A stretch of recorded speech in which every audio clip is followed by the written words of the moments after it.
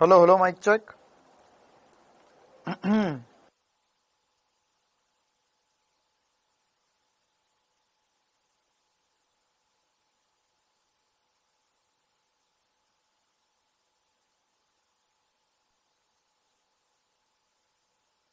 क्या सभी को ऑडियो वीडियो क्लियर है?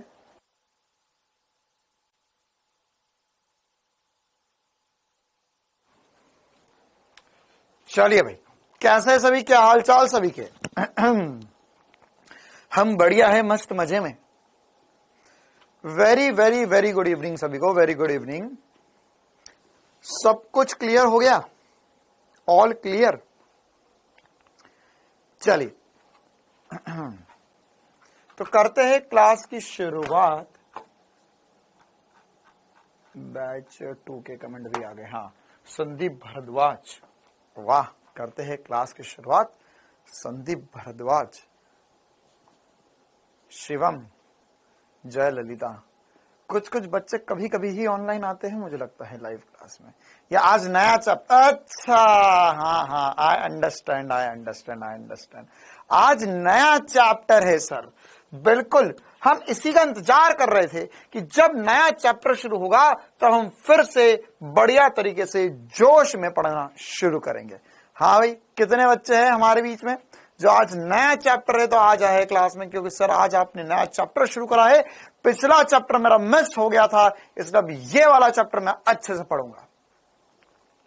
अंजलि, हाँ, तो एक पते की बात बता दूं चैप्टर शुरू करने से पहले। ये वाला चैप्टर जो वृत्तीय गति है, ये कौन सा चैप्टर है? पहली बात तो है ना, तो ये चैप्टर क्या कोई नया चैप्टर है? क्या पूरे नए कंसेप्ट होंगे? नहीं। इस चैप्टर में हम जो सब कुछ पढ़ने वाले हैं वो हमने जो पहले पढ़ लिया है ऑलरेडी, उसी का हिस्सा है, उसी का पार्ट है। मतलब हमने जो चैप्टर ऑलरेडी पढ़े हुए हैं उन्हीं का तोड़ तोड़ के एक हिस्सा बनाया जिसे हमने वृत्तीय गति बोला है। तो बहुत अच्छे चांसेस है कि हमारा क्लास 11 का आखिरी चैप्टर रहने वाला है। इसके बाद में वैसे मुझे एक दो चैप्टर और डिस्कस करना चाह रहा था मैं, लेकिन अब थोड़ा सा समय ज्यादा हो चुका है। हम अब क्लास 12 शुरू करेंगे, ठीक है। तो क्लास 12 हम शुरू करेंगे आज ये वृत्तीय गति पढ़कर। मतलब ये दो ज्यादा बड़ा चैप्टर नहीं है, 3-4 दिन का ही चैप्टर है। आप देख सकते हैं इसमें हमें बस 4 ही इंपॉर्टेंट टॉपिक पढ़ने होते हैं वृत्तीय गति में। तो वृत्तीय गति में जो 4 इंपॉर्टेंट टॉपिक है कहां से आए हैं ये एक बार देख लेते हैं हम, है ना। तो वृत्तीय गति आपको फिर से बोल देता हूं, एनसीईआरटी में कोई चैप्टर नहीं मिलने वाला है, हमारे मॉड्यूल में भी कोई वृत्तीय गति चैप्टर नहीं मिलने वाला है। लेकिन होमवर्क जो मैं आपको दूंगा वृत्तीय गति का वो अलग से करना होगा और उसके क्वेश्चन करने होंगे। बाकी आपको क्वेश्चन कहां कहां मिल जाएंगे वृत्तीय गति के, ये बता देता हूं मैं आपको, ठीक है। देखो भाई, तो वृत्तीय गति का जो पहला पोर्शन आज हम पढ़ेंगे वो है वृत्तीय गति की गतिकी या शुद्ध गति की, है ना। वैसे शुद्ध गति की लिखा आना चाहिए यहाँ पर। तो शुद्ध गति की मतलब कि ये वाला जो पोर्शन है, या एक समान वृत्तीय गति तथा असमान वृत्तीय गति, ये पूरा जो हमने समतल में गति पढ़ा था, समतल में गति, तो समतल में गति में एक अलग से पोर्शन दिया गया है वृत्तीय गति के नाम से। तो वह सब कुछ इस चैप्टर से आएगा। मतलब कि समतल में गति में जो वृत्तीय गति दिया है वो स्टार्टिंग की 1.5 क्लास तक हम पढ़ने वाले हैं। इसके अलावा वृत्तीय गति की बल गति की जो होता है, बल गति की मतलब कि क्या होगा, यह गति के नियम में, गति के नियम, तो गति के नियम में भी ये बात पढ़ाई गई थी। तो गति के नियम में वृत्तीय गति जो होता है वह वृत्तीय गति मैं बल गति की मैं मतलब इसी चैप्टर में पढ़ाऊंगा। इसी प्रकार से जब हमने कार्य ऊर्जा शक्ति पढ़ा तो उसमें भी एक और टॉपिक था जिसे बोलते हैं ऊर्ध्वाधर वृत्तीय गति। तो ये कार्य ऊर्जा शक्ति वाले चैप्टर का छोटा सा पोर्शन है, कार्य ऊर्जा शक्ति वाले चैप्टर का छोटा सा पोर्शन है, ठीक है। चलिए, तो यह 3 चैप्टर में अलग अलग छोटा छोटा टुकड़ा होता है इस चैप्टर का, जो हम मिलाकर एक अलग से चैप्टर के रूप में पढ़ने वाले हैं। अब सर यह आप साथ ही में पढ़ा देते, हाँ यह मैं साथ में पढ़ा सकता था, लेकिन एक्चुअल में होता क्या है कि वहां पर यह सारी चीजें हम पढ़ते हैं तो उसमें आपने मान के चलो समतल में गति में थोड़ा सा वृत्तीय गति पढ़ा, तो वो ऑलरेडी समतल में गति हम पढ़ते 6-7 लेक्चर, फिर उसमें आप समतल में गति में वृत्तीय गति पढ़ोगे तो 2 लेक्चर और बढ़ जाएंगे, फिर यहां पर भी 1-1, 2-2 लेक्चर और बढ़ जाएंगे, और इसमें भी 1-1.5 लेक्चर बढ़ जाएगा। तो ऑलरेडी ये चैप्टर्स काफी बड़े होते हैं, इनमें हम 9-9, 10-10 लेक्चर पढ़ते हैं, उसमें 2-3 लेक्चर और बढ़ जाएंगे तो बच्चों के प्राण सूख जाते हैं। उनको लगता है कि भैया ये चैप्टर तो अनंत समय तक चलेगा, ये कभी खत्म नहीं होगा, है ना। और उसके अलावा एक और दूसरी मेंटेलिटी, एक और दूसरी साइकोलॉजी होती है कि सर हम चैप्टर शुरुआत तो बड़े जोश में करते हैं, लेकिन जैसे जैसे आगे बढ़ते जाते हैं हमारा जोश कम होता जाता है, लेकिन फिर एकदम से नया चैप्टर शुरू करो तो हमारा जोश फिर से बढ़ जाता है, फिर धीरे धीरे कम होते जाता है। तो यह सब कुछ, है ना, सभी के साथ होता है। तो इसलिए ये सारी छोटी छोटी सी बातें निकाल के एक अलग चैप्टर बनाया है मैंने, ठीक है। और इसका एक और इम्पोर्टेंट सा कार्यक्रम या एक और इम्पोर्टेंट सी बात जो है इसको लेकर कि यहां पर ये इसलिए एक और नया चैप्टर बनाया गया क्योंकि अगर आप टुकड़ों में इस चीज को पढ़ोगे तो उसका फील कम आएगा, और साथ ही साथ आप उसको एक नया चैप्टर मिलाकर नहीं बना पाओगे, या आप उसको टुकड़ों में पढ़ोगे तो आप उसका पूरा फील नहीं ले पाओगे वृत्तीय गति का, थोड़ा यहां थोड़ा यहां थोड़ा यहां, तो आपको कंटिन्यूएशन में वृत्तीय गति नहीं मिल पाता। चलिए, तो अब हम आगे बढ़ते हैं और हम शुरुआत करते केमिस्ट्री में 19 लेक्चर हो रहे भाई साहब। आप तो जब 19 लेक्चर हो रहे हैं तो उसमें 10-12 लेक्चर तक ही पढ़े होंगे तुमने, बाकी तो छोड़ दिए होंगे। चलिए, तो अब हम करते हैं क्लास की शुरुआत वृत्तीय गति की, बल गति की, या पहले शुद्ध गति की पढ़ेंगे, फिर बल गति की। शुद्ध गति की मतलब काइनेमेटिक्स वाला पोर्शन, बल गति की कल पढ़ेंगे। तो आज केवल इतना ही हमें पढ़ना है। चल, तो अब वृत्तीय गति होता क्या, मुझे यह उम्मीद है सभी से वृत्तीय गति क्या होता है ये पता होगा सभी को। हाँ, द्रव्यमान केंद्र और संघट भी पढ़ेंगे हम, चिंता ना करो, है ना। मैं देखता हूं इसमें अभी अगर हमारे 2-3 दिन में हो जाता है तो द्रव्यमान केंद्र और संघट भी साथ में पढ़ ही लेंगे, फिर उसके बाद में क्लास 12 शुरू करेंगे ना। ये दो छोटे छोटे से चैप्टर होते हैं। कल क्लास होगी क्या? क्यों बेटा, कल किससे मिलने जाना है तुझे जो क्लास नहीं करना है? अब जिससे भी हर शनिवार मिलने जाते थे बोल दो कि अब से शनिवार को भी क्लास होगी, बैच 1 वालों, है ना, बोल दो कि शनिवार को भी क्लास होगी, अब रविवार के दिन मिला करेंगे, या अब नीट के बाद ही मिलेंगे। अच्छा, कल इंडिया पाकिस्तान का मैच है क्या? तो मिलकर देखेंगे। कितनी बजे से मैच है?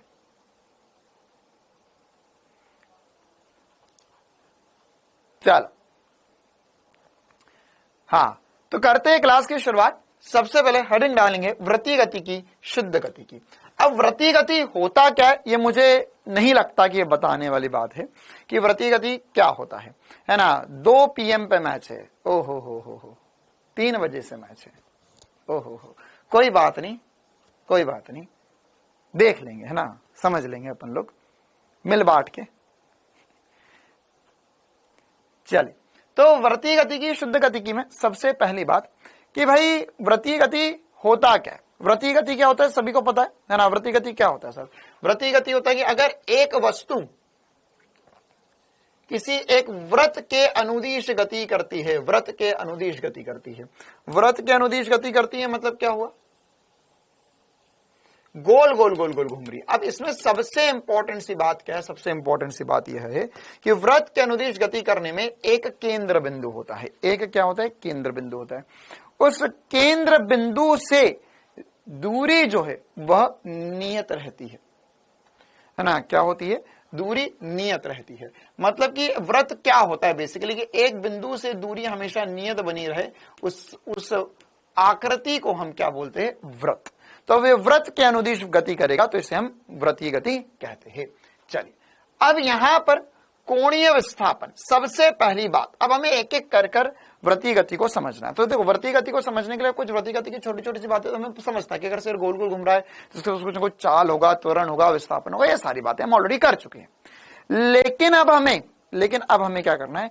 लेकिन अब हमें वृत्तीय गति को लेकर सारी बातें समझनी है। तो हमें कुछ पद पढ़ने होंगे, जैसे इसका कोणीय विस्थापन क्या होता है, कोणीय वेग क्या होता है, आवृत्ति क्या होती है, आवर्तकाल क्या होता है, इनमें संबंध क्या होता है, वगैरह वगैरह वगैरह सारी बातें एक एक करके हमको पढ़ना होगा। कोणीय त्वरण क्या होता है, तो यह इनके बीच में रेखीय और कोणीय में संबंध क्या होता है, यह सब कुछ एक एक कर हम पढ़ने वाले हैं यहाँ पर। ठीक है, चलिए तो सबसे पहले शुरुआत करते हैं कोणीय विस्थापन के साथ। कोणीय विस्थापन क्या होता है? तो कोणीय विस्थापन क्या होगा? जब भी एक वस्तु गोल गोल घूमेगी, जब भी एक वस्तु गोल घूमेगी या वृत्तीय पथ पर गति करेगी, तो एक बार वृत्त बना लेते हैं हम, एक प्यारा सा सुंदर सा वृत्त। अरे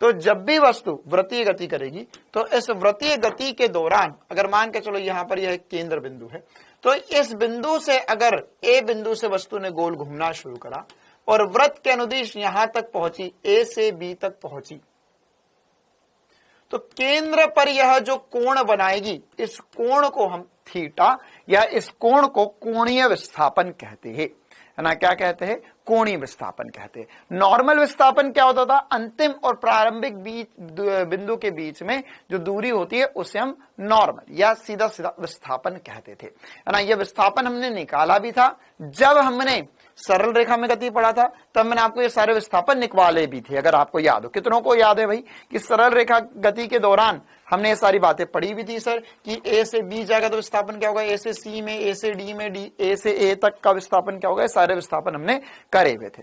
तो यह सारी बात हम ऑलरेडी कर चुके हैं। अब हमें किसके लिए बात करनी है? अब हमें बात करनी है ए से बी तक में कोणीय विस्थापन के लिए। किसकी बात करनी है? कोणीय विस्थापन के लिए।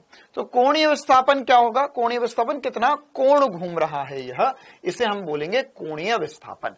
अब कोणीय विस्थापन है तो कोण क्या बोलेंगे, इसको परिभाषित कैसे करेंगे? गतिशील कण के स्थिति सदिश द्वारा किसी निश्चित बिंदु के सापेक्ष बनाया गया कोण कोणीय विस्थापन होता है। स्थिति सदिश क्या होगा? यहां से यह आर सदिश, इसे R2 सदिश बोल देते हैं, इसे R1 सदिश बोल देते हैं। तो यह R2 और R1 क्या स्थिति बता रहे हैं इसके। केंद्र से ये यहां पर था, केंद्र से ये यहां पर था, तो ये R1 से R2 गया, तो यहां पर क्या हो जाएगा? कोणीय विस्थापन। कोणीय विस्थापन क्या होगा? कोणीय विस्थापन को हम चिन्हित करेंगे थीटा से, थीटा से चिन्हित करेंगे।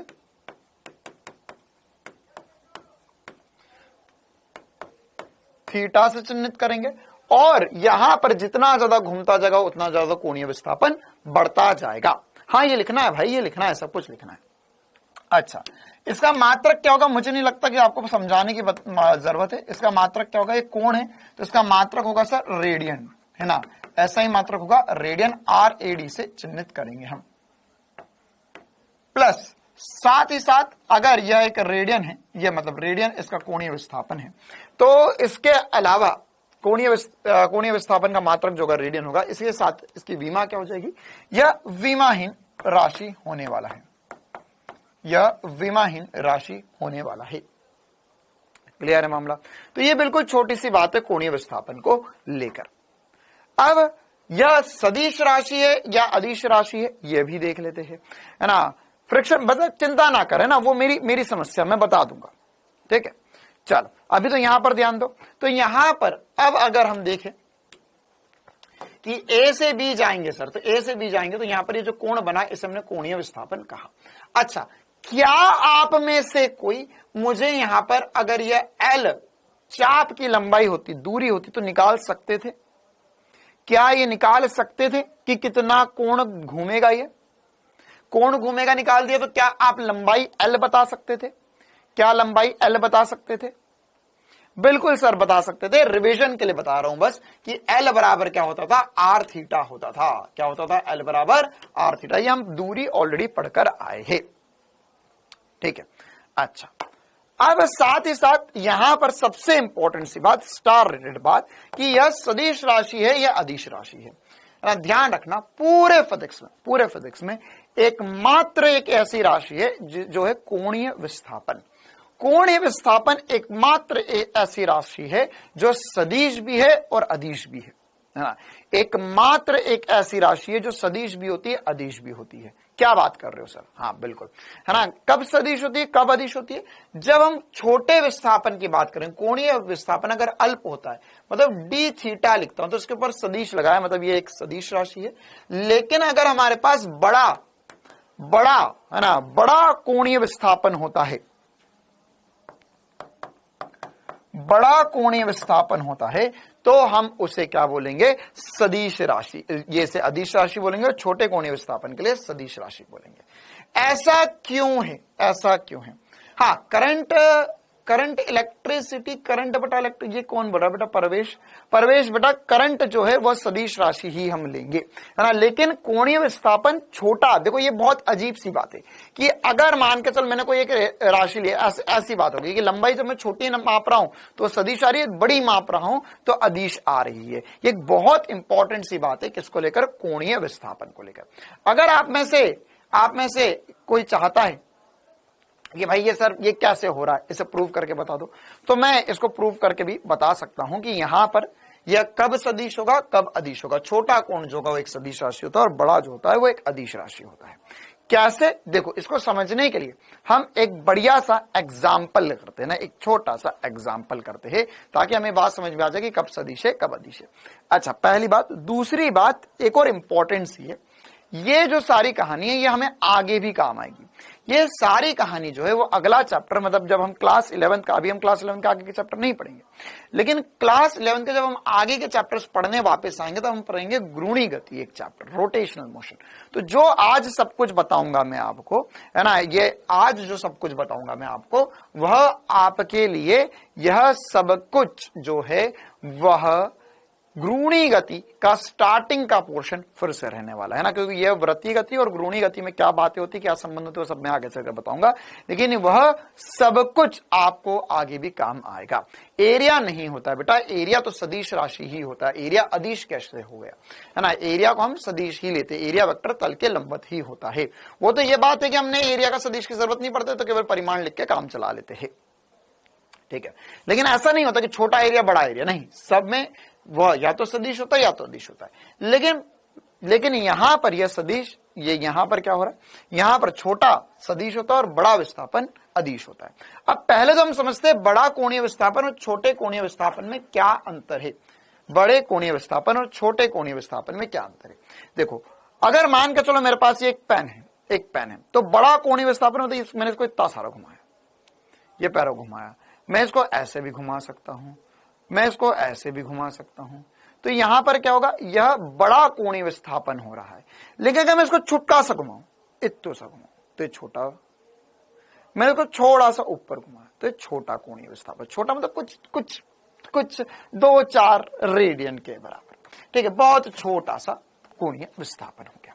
अच्छा, तो अब कब हम मानेंगे कि ये बड़ा है, मतलब हम कैसे प्रूव कर सकते हैं कि सर जो बड़ा कोणीय विस्थापन है वह अदिश, वह जो है वो अदिश है और छोटा जो है वो सदिश है। देखिए, अब अगर सदिश होता है, सबसे पहली बात तो अगर सदिश होता है तो सदिश में 90 डिग्री से कम नहीं बेटा, मतलब 2, 5, 6 डिग्री इतना छोटा सा, है ना। अच्छा, अब सबसे पहली बात तो जब सदिश राशि होती है तो सदिश राशि में क्या होता है? अच्छा, सदिश राशि में ये होता है सर कि अगर मेरे पास एक राशि a है प्लस राशि b है तो इनका सदिश योग बराबर होगा a प्लस b के सदिश योग के बराबर। अगर ऐसा होता है तो यह राशि सदिश होती है। सदिश राशि में क्या होता है, अगर मैंने बोला कि मेरे को 2 सदिशों का योग करना है, दोनों एक दूसरे के लंबवत है, तो अब उनका परिमाण जो होगा वो a प्लस बी करूं या b प्लस a करूं, बराबर ही आता है, सदिश में बराबर ही आता है, ठीक है। तो लेकिन कोणीय विस्थापन में क्या होता है यह समझना होगा हमें, है ना। तो देखो, अगर मान के चलो कोणीय विस्थापन जो होता है वो सदिश राशि ही होता, तो उसके लिए क्या होगा, ये मेरे पास एक लैपटॉप, मैं इसे घुमाना चाहता हूं, तो देखो मान के चलो मैंने इसे पहले ऊपर 90 डिग्री घुमाया और साइड में 90 डिग्री घुमाया, तो ये ऐसा दिख रहा है आपको लोगों को, ठीक है। तो मैंने क्या किया, मैंने पहले एग्जांपल समझने के लिए मैंने बोला कि मैंने पहले इसे ऊपर घुमाया, पहले मैंने इसे ऊपर किया 90 डिग्री और फिर उसके बाद में मैंने इसे उल्टे हाथ की तरफ उल्टे हाथ किया। मैं ऐसे मान सकता हूं, पहले मैंने वर्टिकल घुमाया फिर हॉरिजॉन्टल घुमाया, तो मैंने इसे पहले वर्टिकल घुमाया फिर उसके बाद मैंने इसे हॉरिजॉन्टल घुमाया, तो क्या दिखा सर, यहां पर यह ऐसा दिखा, ठीक है। अब अगर मैं उल्टा घुमाऊं, मतलब पहले मैं हॉरिजॉन्टल घुमाऊं फिर वर्टिकल घुमाऊं, तो हॉरिजॉन्टल घुमाऊंगा ये ऐसा हो जाएगा, ठीक है। अब उसके बाद में वर्टिकल घुमाऊंगा तो क्या हो जाएगा, सर वर्टिकल आप घुमाओगे तो ये ऐसा दिखेगा, वर्टिकल घुमाऊंगा तो ऐसा आ जाएगा। ये देखो फिर से, यह हॉरिजॉन्टल होगा और ये वर्टिकल हो जाएगा, ठीक है। तो अगर मैंने उल्टा घुमाया, मैंने पहले वर्टिकल घुमाया फिर हॉरिजॉन्टल घुमाया, तो यहाँ पे साफ हमें समतल दिखाई दे रहा है। लेकिन अगर मैंने उल्टा कर दिया, मतलब पहले हॉरिजॉन्टल किया फिर वर्टिकल किया, तो सर हमें सामने एक लाइन सी दिखाई दे रही है। मतलब कि इसमें मैं अगर इंटरचेंज कर दूं, मतलब कि मैं पहले a प्लस बी करूं और b प्लस ए करूं, तो अलग अलग वैल्यूज आ रही है, अलग अलग आ रही है। इसका मतलब यह हुआ कि बड़ा कोण घुमाना सदिश नहीं है, नहीं है सदिश, ठीक है, वो अदिश राशि होगी। लेकिन छोटे कोण घुमाने पे कोई फर्क नहीं पड़ता, छोटा कोण घुमाओगे तो बात बराबर रहेगी। जैसे देखो हल्का सा ऊपर किया वर्टिकल, फिर हॉरिजॉन्टल हल्का सा ऐसा कर दिया। अच्छा सर अब उल्टा करके बताओ, मान के चलो हल्का सा हॉरिजॉन्टल किया फिर वर्टिकल किया, वहीं पहुंचे। एग्जैक्ट वैसा का वैसा दिखाई दे रहा जैसा मैंने ऊपर करके साइड में करूं मैं या साइड में करके ऊपर करूं, बात बराबरी है। छोटे कोण के लिए बात बराबरी रहती है, बड़े कोण के लिए मामला गड़बड़ हो जाता है। तो बड़ा कोण जो है वो अदिश होता है, छोटा कोण सदिश राशि होता है, ठीक है। वैसे ये वाली बात नीट में आज तक पूछी नहीं गई है, लेकिन फिर भी मैंने आपको इन डिटेल ये बात समझाई है। चलिए अब आगे बढ़ते हैं। हमारे लिए तो बस इतनी सी काम की बात है कि कोणीय विस्थापन होता क्या है। अच्छा अब आगे बढ़कर हमें इसमें एक और चर्चा करनी है कि कोणीय विस्थापन के साथ कोणीय वेग क्या होता है। उससे पहले मैं आप लोगों से एक और छोटी सी बात पूछना चाहूंगा, या एक और मजेदार सी बात मैं आप लोगों को सिखाना चाहूंगा कि मैंने अभी आपको बताया कि यहां पर अगर आप ए बिंदु से बी बिंदु तक जा रहे हैं, तो यहां पर ये आपका सदिश था R1, ये सदिश था R2, ठीक है। तो आप लोगों में से 90% लोगों ने बोल दिया सर कोणीय विस्थापन जो होगा, कोणीय विस्थापन वो थीटा होगा। अच्छा अगर मैं आपसे पूछता इसने दूरी कितनी करी, दूरी तय कितनी करी, तो L और L बराबर हो जाता R थीटा, ये दूरी L हो जाती। अगर मैं आपसे पूछूं कि कोणीय विस्थापन, ध्यान से सुनना आप सवाल को, कभी हो सकता है आपको वह छोटे में कितने तक ले सकते हैं, छोटे में बेटा 4-5 डिग्री तक ले सकते हैं, है ना, छोटे में 4-5 डिग्री तक ले सकते हैं। चल तो अब यहां पर ये दूरी की जगह का मैंने आपसे पूछा था कि विस्थापन क्या होगा, मतलब वास्तविक विस्थापन क्या होगा, ये इसे मैंने आर सदिश बोल दिया। या आर सदिश जो होगा वो, या इसे हम डेल्टा आर सदिश बोलना चाह रहे हैं। डेल्टा आर सदिश होता है R2 सदिश माइनस R1 सदिश। ये क्या है, ये वास्तविकता में विस्थापन क्या है। देख दो बातें, एक तो विस्थापन हो गया, एक दूरी हो गया, और एक कोणीय विस्थापन हो गया। कोणीय विस्थापन तो कौन हो गया, विस्थापन आप ऑलरेडी निकाल चुके हो। आपने मुझे निकाल कर बताया था कि सर अगर 90 डिग्री होगा तो ये विस्थापन होगा, अगर 180 डिग्री होगा तो ये विस्थापन होगा, यहां तक पहुंच गया तो ये विस्थापन होगा। तब वो आपने 90 डिग्री के लिए बताया था। अगर मान के चलो आपको बोला 30 डिग्री के लिए, आपने √2r निकाला था, याद कर √2r निकाला था। अरे आया याद √2r, हाँ सर √2r याद आया, लेकिन वो √2r 90 डिग्री के लिए था। मैं आपको यहां पर आगे बढ़ने से पहले एक छोटा सा फॉर्मूला बताना चाह रहा हूं कि मान के चलो मेरे को बोला 30 डिग्री के लिए या 60 डिग्री के लिए, तब क्या होगा, तब उसके लिए आप सीधा सीधा फॉर्मूला याद रख सकते हो, 2r sin θ/2 होता है, 2r sin θ/2।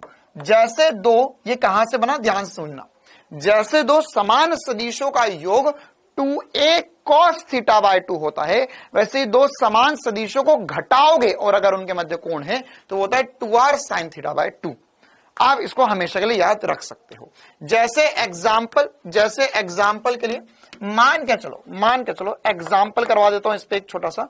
मान के चलो एक वस्तु जो है वृत्तीय गति कर रही है, वह a से b तक गई। ये एग्जाम्पल ऑलरेडी हम कर चुके, लेकिन इस फॉर्मूले से करके दिखाना चाह रहा हूं। तो ये 90 डिग्री घूमी, कितना घूमी, 90 डिग्री।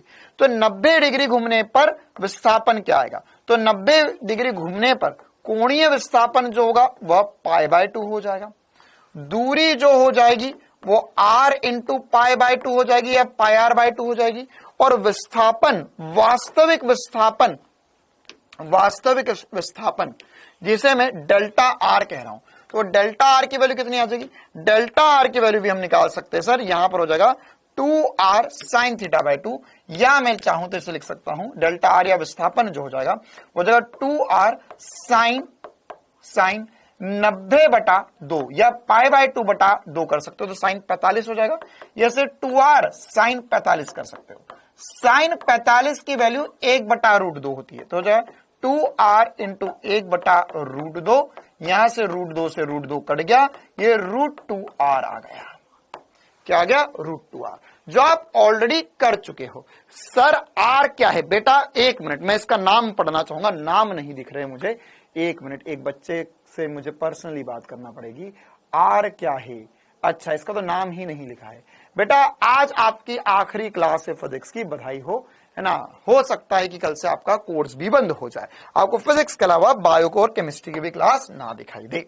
अगर तुझे ये नहीं पता आर क्या है, तो एक बार आज शाम को क्लास खत्म होने के बाद में कांच में अपने आप को देखना और उसके बाद में भगवान के पास जाना, मतलब भगवान के मंदिर जाना, भगवान के पास नहीं जाना, और भगवान को बोलना, भगवान आपने मुझे भेजा तो भेजा, लेकिन भेजे में भेजा क्यों नहीं भेजा।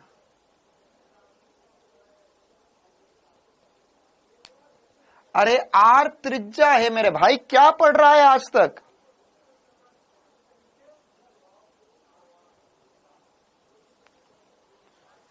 अरे आर त्रिज्या, आर ही नहीं पता तुझे, बहुत बढ़िया। आर त्रिज्या है, अभी यहां पे बोला ना, स्टार्टिंग में भी बोला था कि यहां पर एक वृत्तीय गति कर रहा है, तो आर त्रिज्या के व्रत में भाई सब वृत्तीय गति पढ़ने आए हैं, और आर त्रिज्या है। लिख लो भाई, लिख लो भाई, कोई बात नहीं, होए हमारे बीच में कुछ लोग ऐसे। आर त्रिज्या है। एल पता है कि नहीं? एल क्या होता है? एल चाप की लंबाई है ना, लंबाई, दूरी। चलो एक बार ये फिर से बता देता हूं, कुछ बच्चों का जो जेन्युइन डाउट था, है ना, ऐसे में पढ़ने लिखने वाले बच्चे पता नहीं कहां पीछे रह जाए इनके चक्करों में। देखो,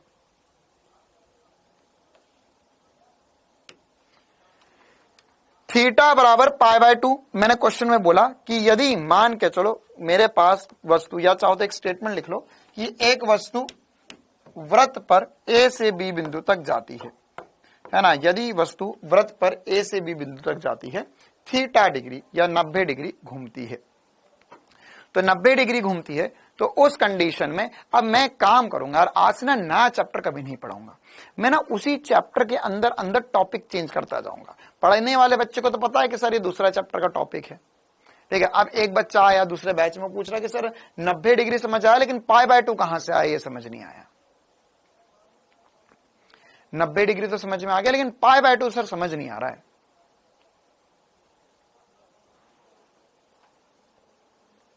बस मैं उस दिन का इंतजार कर रहा हूं, उस कमेंट का इंतजार कर रहा हूं, जिसमें एक बच्चा आकर पढ़ेगा, बोलेगा कि सर आज आप बायोलॉजी में ये कौन सा चैप्टर पढ़ाने लग गए हैं।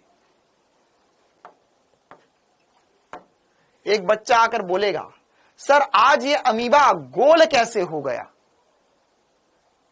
देखो बेटा, ये यहां पर ये बोला क्वेश्चन में कि वस्तु वृत्तीय पथ पर घूम रही थी, जब ये ए से बी तक जाएगी, ए से बी तक जाएगी, जब ये 90 डिग्री घूमेगी, उस कंडीशन में इसका विस्थापन क्या होगा, इसका विस्थापन क्या होगा, इसके द्वारा तय की गई दूरी, और कोणीय विस्थापन क्या होगा। तो यहां पर कोणीय विस्थापन क्या होगा, कोणीय विस्थापन जो होगा वो हो जाएगा π/2। कोण कितना हो जाएगा, π/2 हो जाएगा। स्टेटमेंट फिर से रिपीट कर देता हूं, यदि एक वस्तु वृत्तीय पथ पर घूम रही है, यदि एक वस्तु r त्रिज्या के वृत्तीय पथ पर घूम रही है,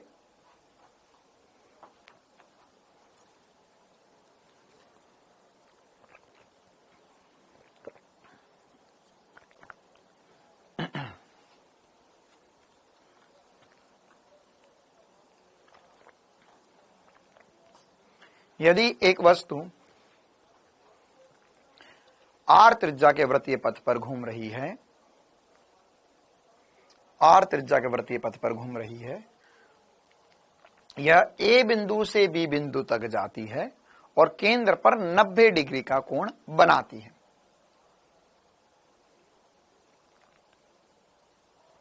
a से b बिंदु तक जाती है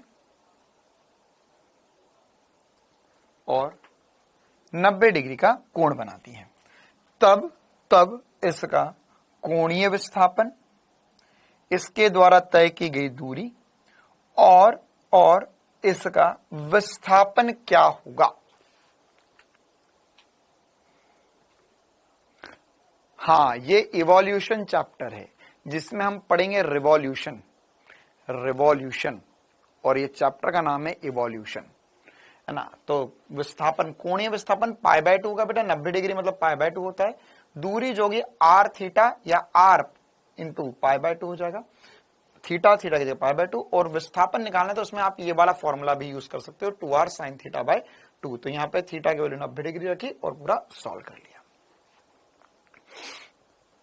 चलो, हाँ, बायो में भी सर्कुलेशन होता है ना, तो हम वही वाला सर्कुलेशन पढ़ रहे हैं। चलिए आगे बढ़ते, अब हम अगली परिभाषा पढ़ते हैं जिसे हम कहते हैं कोणीय वेग। कोणीय वेग क्या होता है? जैसा भी हमने कोणीय विस्थापन पढ़ा वैसे अब हम पढ़ेंगे कोणीय वेग। कोणीय वेग कैसी राशि होती है और ये क्या होता है? देखो आसान, अब ये बिल्कुल आसान से, यार मुझे तो लगा कि मैं 15-20 मिनट में तो मैं सबको समझा दूंगा कि कोणीय विस्थापन कौन होता है, कोणीय वेग जो होता है वह क्या होता है। ये तो आसान सी बात है ना। कोणीय वेग क्या होगा? जैसे हमने नॉर्मल वेग पढ़ा था तो अब वैसे कोणीय वेग क्या हो जाएगा? कोणीय वेग जो हो जाएगा, कोणीय वेग प्रति सेकंड, या ऐसा लिख सकते हो आप, प्रति सेकंड, जैसे नॉर्मल वेग क्या लिखते थे, प्रति सेकंड विस्थापन को हम विस्थापन को हम वेग कहते थे, तब यहां प्रति सेकंड कोणीय विस्थापन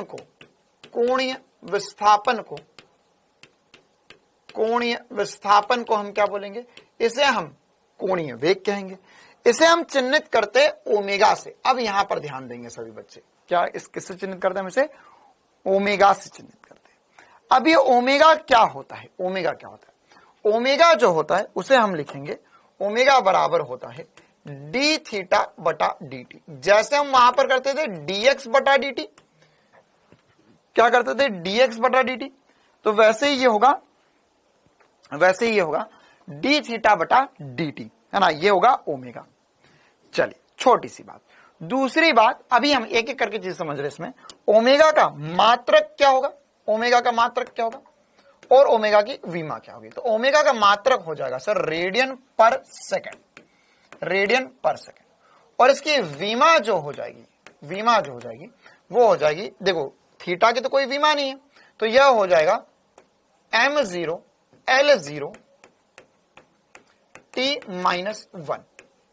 ठीक, अच्छा। अब ओमेगा कैसी राशि है? ओमेगा सदिश राशि है या अदिश राशि है? क्या सर इसमें भी ऐसा होगा कि छोटे के लिए अलग सदिश, बड़े के लिए अदिश होगी?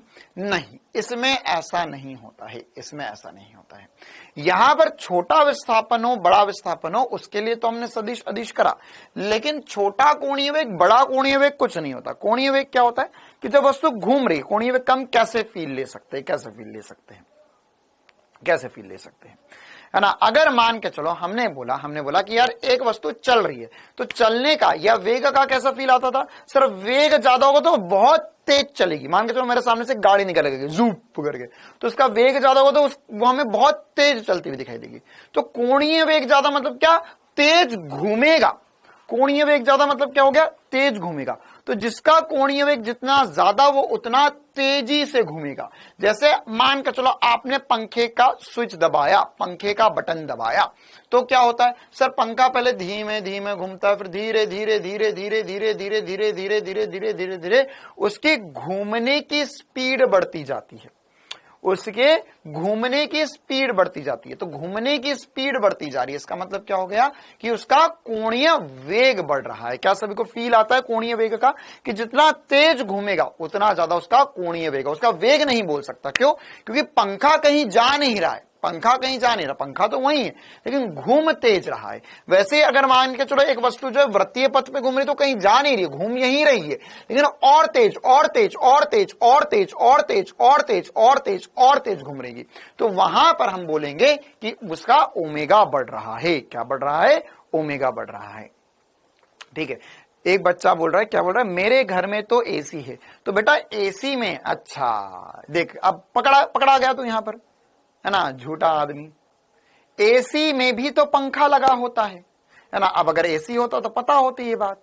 क्या बात कर रहे हो सर, एसी में पंखा लगा हुआ होता है? अरे मूर्ख, एसी में पंखा नहीं होगा तो वो हवा कहां से फेंक रहा है? भले ही वो ठंडी हवा फेंक रहा है, लेकिन उसके अंदर भी पंखा लगा हुआ होता है ना। एसी के अंदर ऐसा रोटर वाला पंखा लगा हुआ रहता है, वो ऐसा गोल गोल गोल। हमारा पंखा ऐसा, हमारे पंखे की ऐसी बड़ी बड़ी ब्लेड होती है, वो ऐसा घूमता है ना। एसी के अंदर कभी ध्यान से झांक कर देखना, है ना, तो एसी के अंदर वहां पर जहां से हवा बाहर आ रही है ना, उसके अंदर जब एक बार बंद रहेगा, फिर जैसे ही चालू होगा तो देखना वहां पर उसके अंदर से काले कलर की ब्लेड रहती है, जो वहां के वहां घूमती है, तभी तो हवा बाहर आ रही है। पंखा उसमें भी होता है, बिना पंखे के हवा कैसे बाहर आएगी? देखो अब यहां पर उसका ओमेगा ज्यादा। तो अब यह सदिश राशि है या अदिश राशि है? सदिश राशि है या अदिश राशि है? बताओ भाई, सदिश राशि है या अदिश राशि है? तो सर यहां पर अगर यह सदिश राशि या अदिश राशि की बात करी जाए तो हमें यह पता चल गया था कि यहां पर इसे हमने लिखा ओमेगा, तो ओमेगा डी थीटा बटा डी टी कर रहा हूं, मतलब यह क्या होगा, सदिश राशि ही होगा। ओमेगा सदिश राशि होता है, सदिश राशि होती है। अब ओमेगा सदिश राशि है सर, तो इसकी दिशा क्या होगी? बहुत इंपॉर्टेंट सी बातें चल रही है सब कुछ, है ना, छोटी छोटी सी बातें हैं, छोटी छोटी सी बातें, लेकिन बहुत इंपॉर्टेंट सी बातें हैं। ठीक है, यह सदिश राशि है, तो इसकी दिशा क्या होगी? इसकी दिशा क्या होती है? यह अक्षीय सदिश होता है। कैसा सदिश होता है यह सदिश तो है, यह कौन सा सदिश होता है? अक्षीय सदिश, अक्षीय सदिश, अक्षीय सदिश। ठीक है, अब ये अक्षीय सदिश का क्या चक्कर है? एक्चुअल में यहां पर जो हमारा डी थीटा है, यह भी जो सदिश राशि है, यह भी अक्षीय सदिश है। कैसा सदिश है? अक्षीय सदिश।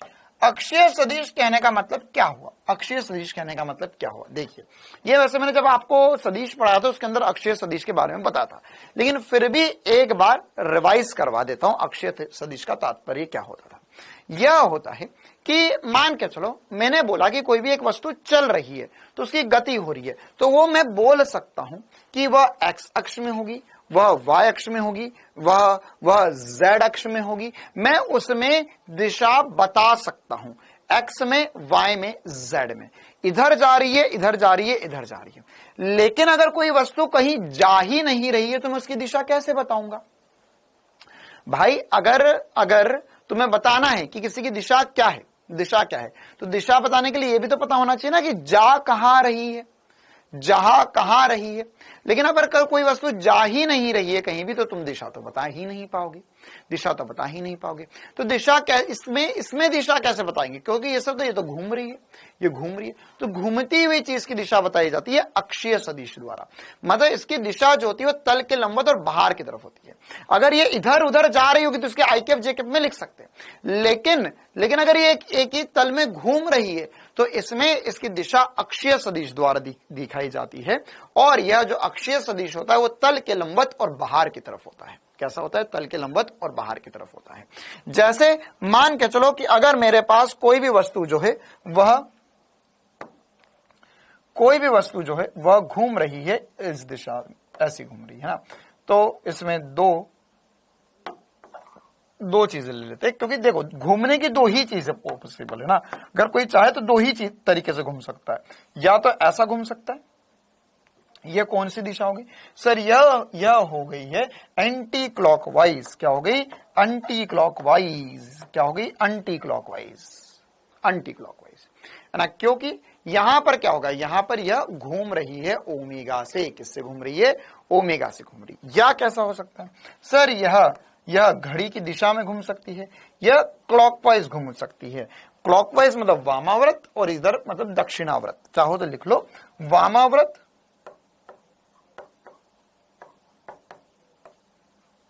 और ये दक्षिणाव्रत है, वामाव्रत और दक्षिणाव्रत। तो यहां पर जब घड़ी विपरीत दिशा, घड़ी की विपरीत दिशा होगी, ये घड़ी की दिशा होगी। अच्छा, अब इसमें दोनों में क्या समानता है कि देखो क्या बात है सर, ये रुका हुआ एक जगह पे बस घूम रहा है। तो अब घूम रहा है तो अब हमें दिशा कैसे बतानी होगी।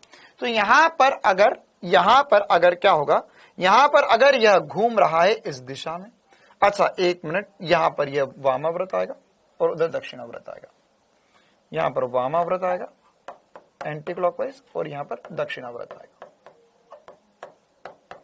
ठीक है, अब यहां पर सबसे पहली बात कि सर यहां पर यह हम कैसे पता करेंगे कि यह दक्षिणाव्रत होगा वामाव्रत होगा। वो तो हम ऐसे देख सकते हैं कि यह कहां पर घूम रहा, तो घड़ी की विपरीत दिशा में, घड़ी की दिशा में, पहली बात। दूसरी बात, सर इसका सदिश कहां है, सदिश कहां है, तो वह तल के लंबवत होगा, तल के लंबवत होगा। तो तल के लंबवत कैसे देखेंगे इसको देखने के लिए हम सीधे हाथ का या दाहिने हाथ के अंगूठे के नियम का प्रयोग करेंगे, है ना। तो यहां पर क्या होगा, यहां पर हम उंगलियों को घुमाएंगे गति की दिशा में, तो हमारा अंगूठा जो होगा वह सदिश की दिशा देगा या अक्षीय सदिश की दिशा देगा। इसी प्रकार से हमने इसे घुमाया इस तरफ, तो हमारा अंगूठा जो है वो अक्षीय सदिश की दिशा दे रहा है। तो यहां पर इसकी दिशा क्या आई है, इस कंडीशन में अगर हम पहली वाली कंडीशन में दिशा की बात करेंगे तो पहली वाली कंडीशन में दिशा कहां है सर, पहली वाली कंडीशन में दिशा जो है वह हम घूम रहे हैं ऐसा, तो तल के लंबवत और बाहर की तरफ होगा। तो तल के लंबवत और बाहर को हम डॉट से चिन्हित करते हैं, लिख लो कॉपी में जिसको नहीं पता, वैसे मैं ऑलरेडी बता चुका हूं, जिसको नहीं पता लिख लो। डॉट मतलब तल के लंबवत और बाहर की तरफ, और अगर यह क्लॉकवाइज घूम रही है मतलब तल के लंबवत और अंदर की तरफ इसका सदिश होगा, तल के लंबवत और अंदर की तरफ इसका सदिश होगा। इसको हम फील कर सकते हैं और अच्छे तरीके से फील कर सकते हैं। मानो मेरे पास यहां पर एक पेपर है ना। यह पेपर को अगर मैंने घुमाना शुरू किया, इस पेपर को अगर मैंने घुमाना शुरू करा, तो अगर मैं इसे ऐसे घुमा रहा हूं, ये मैं इसे घुमा रहा हूं ऐसे, तो इसका ओमेगा की दिशा क्या होगी सर, ऐसे घुमा रहे हो मतलब तल के लंबवत और ऊपर की तरफ। तो जो पेन बाहर आ रहा है ये इसके ओमेगा की दिशा होगी। क्या होगी, इसकी ओमेगा की दिशा होगी अगर ये ऐसे घूम रहा है। और अगर उल्टा घुमाऊंगा तो ऐसा करना पड़ जाएगा, है ना, नीचे की तरफ इसकी ओमेगा की दिशा होगी। उल्टा घुमाने पर ऐसा घुमाऊंगा तो इसका ओमेगा नीचे की तरफ हो जाएगा। तो यहां पर इस तरीके से हम इसमें दिशा ध्यान रख सकते हैं। इसको अगर आप चाहो तो ऐसे भी बनाकर फील ले सकते हो कि सर अगर यह इस दिशा में देखो ऐसे घूम रहा है, तो इसका सदिश जो होगा वो तल के लंबवत और ऊपर की तरफ होगा, यह ओमेगा की दिशा आएगी। क्या सभी को क्लियर है। और ओमेगा का मात्रक इंपॉर्टेंट है, रेडियन पर सेकंड, क्योंकि आगे चलकर हमें एक और मात्रक पढ़ना है जिसे हम कहते हैं आरपीएम, या कोई सीपीएस बोल सकता है, आरपीएस बोल सकता है। ये सब क्या है यह अभी हम एक एक कर देखने वाले। और आगे चलकर हमें जब भी क्वेश्चन करेंगे तो सब कुछ आरपीएम में ही रखना होगा। तो ये इंपॉर्टेंट सी बात है बेटा, ध्यान से समझना इस चीज को। तो अगली डेफिनेशन अब हम पढ़ने वाले जिसको बोलते हैं आवृत्ति या फ्रीक्वेंसी। ये क्या होता है, कण द्वारा प्रति सेकंड लगाए गए चक्करों की संख्या उसकी आवृत्ति कहलाती है। क्या होता है, प्रति सेकंड कितने चक्कर लगा रही है उसे हम क्या कहते हैं, आवृत्ति कहते हैं।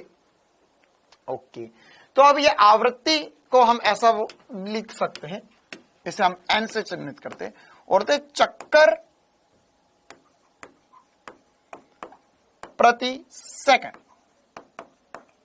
चक्कर प्रति सेकंड, या ऐसा लिख सकता हूं चक्कर की संख्या बटे में समय, या ऐसे 1 सेकंड समय रखना होगा हमें, 1 सेकंड हमें समय रखना होगा। तो यहां पर हमें पता चलेगा कि कितने चक्कर लग रहे प्रति सेकंड, वह एन से चिन्हित करते।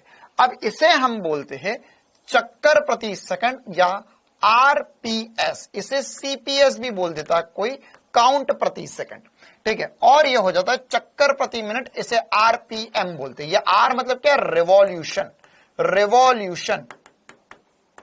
रिवॉल्यूशन पर मिनट, या रोटेशन भी बोल देते हैं, रोटेशन भी बोल सकते हैं या रिवॉल्यूशन भी बोल सकते हैं, रोटेशन पर मिनट या रिवॉल्यूशन पर मिनट, कि 1 सेकंड में कितनी बार घूम गया, ठीक है।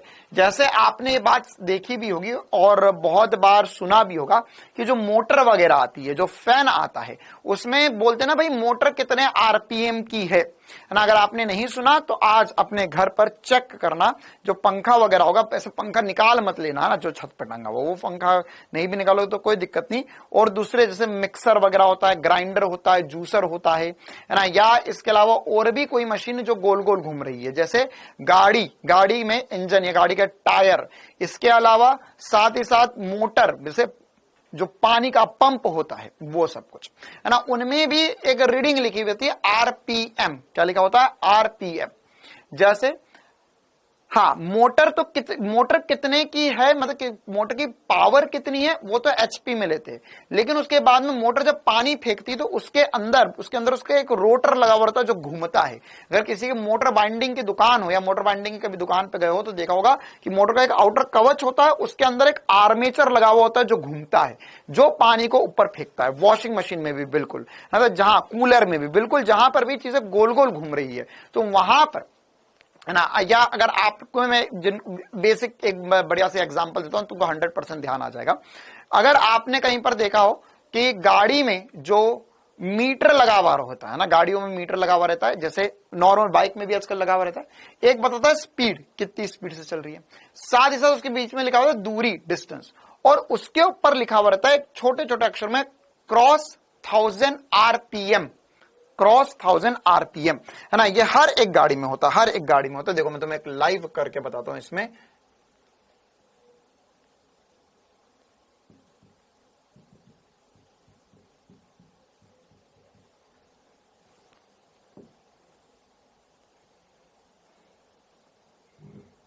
देखो जैसे यहां पर ये एक गाड़ी का मीटर है, तो ये कार का एक मीटर, तो इसमें दो डंडे रहते हैं, है ना। एक तो आपकी स्पीड, ये तो आपकी नॉर्मल स्पीड बता रहा है, और यहां पर ये 0, 1, 2, 3, इसमें बहुत दूर दूर वैल्यू लिखी हुई रहती है ना। वो एक्चुअल में आपको आरपीएम बता रहा है। क्या बता रहा है? आरपीएम बता रहा है कि आपकी गाड़ी का इंजन कितने आरपीएम से घूम रहा है और टायर उसको कितने आरपीएम से घुमा पा रहा है।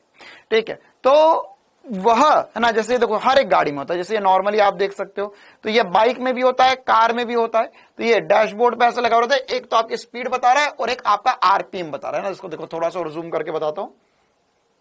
ये देखो ये लिखा हुआ है, ये यहां पर लिखा हुआ है, ये 1, 2, 3, 4, 5, 6, और यहां पर ये लिखा हुआ है into 1000 आरपीएम, है ना। कि एक, हाँ, ट्रैक्टर में भी, हर गाड़ी में होता है बेटा, है ना, बाइक में भी होता है ये। तो मतलब बाइक में तो ऐसी वैल्यूज जो है वो अलग तरीके से, मीटर छोटा सा एक लगा हुआ होता है वो उसमें के अंदर भी। ठीक है, तो यह जो मीटर है यह क्या बता रहा है कि कितने रिवॉल्यूशन पर मिनट हो रहे हैं, कितना एक सेकंड में कितने राउंड हो जाएंगे, या आरपीएम में तो एक मिनट में कितने राउंड हो जाएंगे। जैसे मोटर जो होती है 1000 आरपीएम की, 1200 आरपीएम की, 2000 आरपीएम की आती है। ठीक है, मतलब क्या हुआ इसका कि वो मोटर का आर्मेचर, उसके अंदर एक रॉड लगी हुई है, वो 1 मिनट में 1000 बार घूम जाएगी, 1000 आरपीएम। ठीक है, 1200 आरपीएम, 1500 आरपीएम। तो अब ये आरपीएम तो हमारे काम का है ही है, साथ ही साथ हम ये देखना चाहते हैं कि यह कितने रेडियंट पर सेकंड हो गया, क्योंकि जो आगे फॉर्मूले यूज करना है, जो हमें आगे काम आएगा, वो सब कुछ रेडियंट के पदों में, या ओमेगा के पदों में क्वेश्चंस रहने वाले। तो यह आरपीएम से हम रेडियन पर सेकंड में कैसे जा सकते हैं। तो यहां पर हम एक छोटी सी हेडिंग डालेंगे, N2 ओमेगा, एन से ओमेगा कैसे जाएंगे। तो अगर मान के चलो मैं देखूं ओमेगा क्या होता है, तो ओमेगा होता है थीटा बटा टी, कि कितना घूमे कितने समय में। अच्छा, अब थीटा को हम क्या लिख सकते हैं? थीटा को हम लिख सकते हैं 2 पाई एन बटे में टी। क्या हो गया ये 2 पाई एन? अगर मान के चलो मैंने बोला कि मेरे लग रहे एन चक्कर, क्या हो रहा है, यदि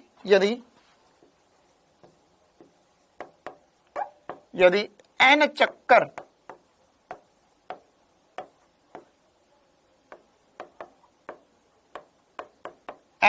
घूमते हैं, कितने चक्कर घूम रहे हैं? एन मतलब कितने भी चक्कर हो सकते हैं, 2, 4, 5, 10, 15, 50 तक चक्कर हो सकते हैं।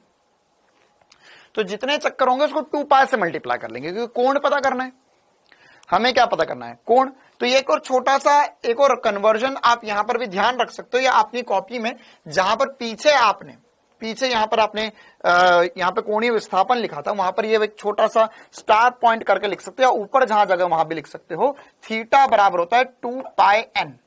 थीटा बराबर क्या होता है 2 पाई n। n क्या है, चक्कर की संख्या, कितने चक्कर चल घूम रहे हैं, चक्कर की संख्या। मान के चलो मैं 10 चक्कर घुमा तो कितने रेडियन घुमा, 10 इंटू 2 पाई, 10 इंटू 2 पाई। ठीक है, तो यह थीटा के लिए हम बोल सकते हैं। अब यह आरपीएम में कैसे काम आ रहा है, तो यहां पर क्या हो गया, यहां पर अगर मान के चलो ये बेसिक सा फॉर्मूला हमारा ओमेगा का बन गया चक्कर की संख्या के पदों में। तो अगर मेरे को क्वेश्चन में बोला है कि मेरे पास एन आरपीएम है, एन आरपीएम, तो एन आरपीएम मतलब क्या हो गया, एन चक्कर प्रति मिनट, क्या हो गया, एन चक्कर प्रति मिनट। तो इसके लिए ओमेगा हो जाएगा 2 पाई एन बटे में मिनट। तो समय कितना हो गया, 1 मिनट। तो 1 मिनट में यहां पे लिख लो, 1 मिनट में 1 मिनट इक्वल्स टू 60 सेकंड। तो इसलिए यहां पर यह टी की वैल्यू आ गई 60 सेकंड। तो ये हो गया 2 पाई एन बटे में 60। यह हमें बहुत बार आगे काम आने वाला है। हमको आरपीएम में दे देंगे, ओमेगा में कन्वर्ट करना होगा। हाँ बेटा, एक चक्कर मतलब 2 पाई कोण होता है, एक चक्कर मतलब 2 पाई कोण होता है। इसी प्रकार से अगर मान के चलो मुझे बोला एन आरपीएस बोल दिया, आरपीएस बोल दिया मतलब रेवोल्यूशन पर सेकंड हो गया। तो इस कंडीशन में ओमेगा जो होता है वो होता है 2 पाई एन बटे में 1। क्या होता है, 2 पाई एन बटे में 1। मेरी साइकिल में नहीं दिया है, ओरे बाप रे, साइकिल में तुम्हारे ये मीटर नहीं लगा के दिया, चाइना का माल खरीद लिया बेटा तूने। देख यहां पर 2 पाई एन बटे में 1। अब क्यों कर दिया 1, क्योंकि यहां पे टी की वैल्यू क्या है, ये रिवॉल्यूशन पर सेकंड है, तो टी बराबर 1 सेकंड था। तो हमारे पास ये दो छोटे छोटे से फॉर्मूले जो बिल्कुल बेसिक इससे बनते हैं, ये हमें पता होना चाहिए। 2 पाई एन बटे में 60 या 2 पाई एन बटे में 1। क्लियर है, यहां पे जब सेकंड होगा तो 1 करेंगे, मिनट होगा तो 60 करेंगे।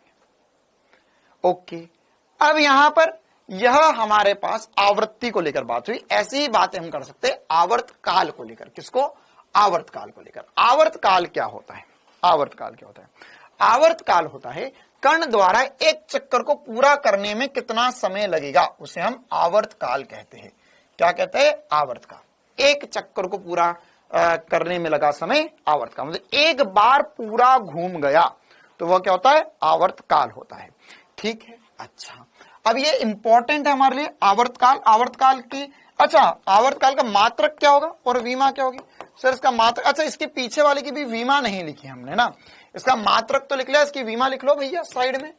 विमा होगी t-1, क्योंकि ये प्रति सेकंड है, प्रति सेकंड है t-1। अब यहां पर आवर्त काल का मात्रक क्या होगा, यह मात्रक हो जाएगा सेकंड, और इसकी विमा क्या हो जाएगी, इसकी विमा हो जाएगी सर t, क्योंकि यह तो है समय m0 L0 t1। बिल्कुल छोटी छोटी सी बातें चल रही है आज की कक्षा में, तो m0 L0 t1। क्लियर है मामला। अच्छा सर, अब ये t आवर्त काल पता चल गया, आवर्त काल पता चल गया, तो आवर्त काल जो है, आवर्त काल का फॉर्मूला क्या होगा। तो आवर्त काल को मैं क्या ऐसा बोल सकता हूं, क्या मैं आवर्त काल को ओमेगा के पदों में लिख सकता हूं, बिल्कुल लिख सकते हैं। t और ओमेगा में संबंध क्या होगा, ये इंपॉर्टेंट संबंध है। अब जो संबंध हम डिस्कस करने जा रहे हैं, ये हमें पूरे फिजिक्स में हजारों बार काम आने वाला है, आवर्त काल और ओमेगा में संबंध। ठीक है, ओमेगा क्या होता है ओमेगा क्या होता है, ओमेगा होता है सर थीटा बटे में टी, कितना घुमा बटे में लिया समय। अगर मैं चाहता हूं एक चक्कर घुमा, तो एक चक्कर घूमेगा, तो एक चक्कर घूमने में, रंजना शर्मा बिटिया वहां पर फॉर्मूले में 2 साइन थीटा बटा 2 है, तो 90 बटा 2 करना पड़ेगा ना, फॉर्मूले में थीटा बटा 2 है। चलिए, तो थीटा बटा टी यहां पर, तो अगर मैं यहां पे ओमेगा लिख रहा हूं, तो क्या मैं ऐसा बोल सकता हूं कि सर अगर मुझे पूरा एक चक्कर घूमना है तो 2 पाई कोण घूमना होगा, एक चक्कर में कोण, एक चक्कर में कोण 2 पाई होगा। अब जब 2 पाई रखूंगा तो यहां पे समय कैपिटल टी रखना पड़ेगा, तो मेरे लिए एक बहुत इंपॉर्टेंट सा फॉर्मूला बन गया जो कि हो गया ओमेगा। तो ओमेगा हो गया 2 पाई बटा कैपिटल टी पर, या टी बराबर हो गया 2 पाई बटा ओमेगा पर, है ना। तो अब हमारे लिए एक इंपॉर्टेंट सी बात हमें सवाल में बोला जाएगा कि यदि, ध्यान समझना, यदि मेरे पास ओमेगा नियत है, यदि ओमेगा नियत है तो टी भी नियत होगा। एक बहुत इंपॉर्टेंट सा स्टार पॉइंट। क्यों सर, क्या इंपॉर्टेंस है इस पॉइंट का, क्या इंपॉर्टेंस है इस पॉइंट का? देखो सवाल में या कभी कभी कंडीशन में ऐसा हो सकता है हमारे पास, हाँ बेटा आवृत्ति को एफ से भी चिन्हित कर सकते हो, कोई दिक्कत वाली बात नहीं है। अब हमारे पास कभी कभी कंडीशन ऐसी आ जाती है कि हमें बोलेगा कि यार एक वस्तु जो है, या दो वस्तु है, चार वस्तु है, यह वृत्तीय गति कर रही है, सबकी त्रिज्या अलग अलग है, तो सबकी चाल भी अलग अलग है, लेकिन इनका ओमेगा समान है। तो अब बताओ इनके आवर्त काल का अनुपात क्या आएगा? होमवर्क में ऐसा सवाल है ना कि दो वस्तुएं है, जो एक की त्रिज्या दूसरे की डबल है, और इनमें वेग भी अलग अलग है, लेकिन ओमेगा समान है। तो अगर ओमेगा समान है, इनका ओमेगा समान है, तो इनका अगर ओमेगा समान है तो हम बोल सकते हैं इनका टी भी समान आएगा, टी समान आएगा। और एफ या एन या आवृत्ति, जिसे अभी हमने बोला आवृत्ति भी नियत होगी।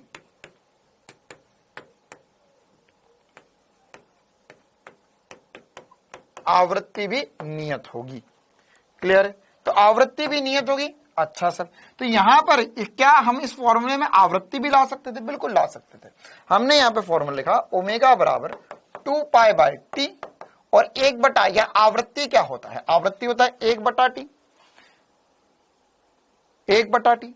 कैसे आ रहा है सर यहां पर अगर मैं यहां पर देखूं कि सर बेसिकली आवृत्ति होता क्या है, चक्कर प्रति सेकंड, या 1 बटा सेकंड लिख सकते हैं।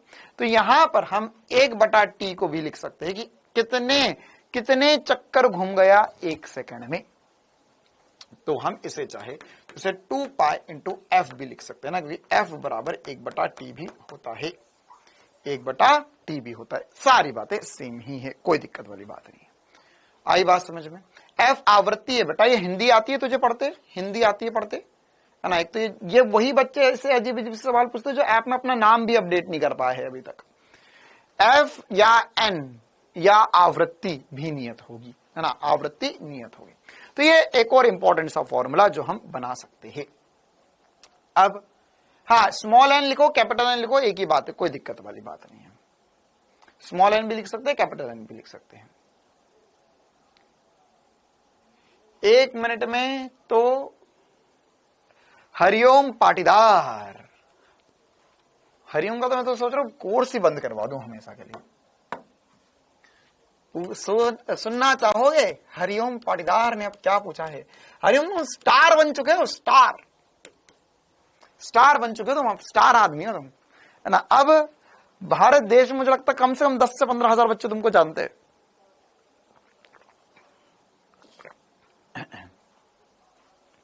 नहीं करते हुए 10,000 तो मिनिमम बच्चे जानते ही जानते तुम्हें पूरे भारत देश में। समझ रहे हो कि किस प्रकार की उपलब्धि आ गई है अब तुम्हारे पास। हरिओम बोल रहा है कि सर आपने गलत लिख दिया, 1 सेकंड में तो 1 मिनट में 60 सेकंड नहीं होते। तो मैंने बोला कितने होते हैं? तो बोला sir 1 second equals to 59, 1 minute equals to 59 second, 1 minute equals to 60 second is wrong. Okay, चलिए, रेखीय एवं कोणीय वेग के बीच संबंध। अब ये एक इंपॉर्टेंट सी बात है जो हम पढ़ने जा रहे हैं, ठीक है? हाँ, खुशी बेटा चिंता ना करो, ये आपको अगर याला स्पष्ट समझ नहीं आया तो अभी मैं आपको क्वेश्चन भी करवाऊंगा इस पे और बातें पढ़ाऊंगा, तो ये चीजें और समझ में आएगी। देखिए, तो यहां पर अगर मान के चलो एक वस्तु वृत्तीय गति कर रही है, तो वृत्तीय गति कर रही है, तो इसमें ये डायग्राम क्या क्या दिखा रहा है? ये इंपॉर्टेंट डायग्राम है, ये इंपॉर्टेंट डायग्राम है। क्या क्या बोल रहे हैं इसमें? इसमें ये वस्तु ऐसे से गोल गोल घूम रही, तो किसी भी बिंदु पर, इस बिंदु पर मान के चलो हमने देखा, तो इसका वेग त्रिज्यीय रूप से होता है। वेग तो क्या होता है, हमेशा त्रिज्यीय रूप से, त्रिज्यीय दिशा में वेग होता है। साथ ही साथ इसका स्थिति सदिश, तो सर यहां से इस बिंदु से बाहर की ओर स्थिति सदिश होगा, और जो कि ये ऐसा घूम रहा है, तो ओमेगा तल के लंबवत ऊपर की तरफ होगा। तो अब इन तीनों में संबंध क्या होता है, ये हमें पता करना है। क्लियर है मामला? क्या पता कर रहे हैं हम, समझ आ गया सभी को? क्या कि अगर सर ये ऐसा घूम रहा है, ये यहां पर ये पेपर था, तो ये पेपर जो था वह ऐसा गोल गोल गोल गोल गोल गोल घूम रहा है, ये गोल गोल गोल गोल गोल गोल घूम रहा है ना, ऐसा गोल गोल गोल गोल घूम लेना है, घूम लेंगे, घूमना है।